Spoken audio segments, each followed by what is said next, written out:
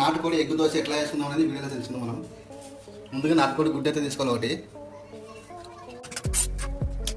కొంచెం ఉప్పు వేసుకోవాలి, అది కారం వేసుకోవాలి, మిక్స్ చేసుకోవాలి. మనం స్పూన్ తీసుకొని మొత్తం నీట్గా అయితే మిక్స్ చేసుకోవాలన్నమాట. తర్వాత మనం ఆనియన్ వేసుకోవచ్చు. ప్యాన్ మీద మనం దోశ పిండి అయితే వేసుకోవాలన్నమాట. మనం నూనె అయితే అప్లై చేసుకోవాలి దోశ మీద, దోశ పిండి మీద. కొన్ని ఎగ్ అనేది మనం దోశ మీద అయితే వేసుకోవాలన్నమాట.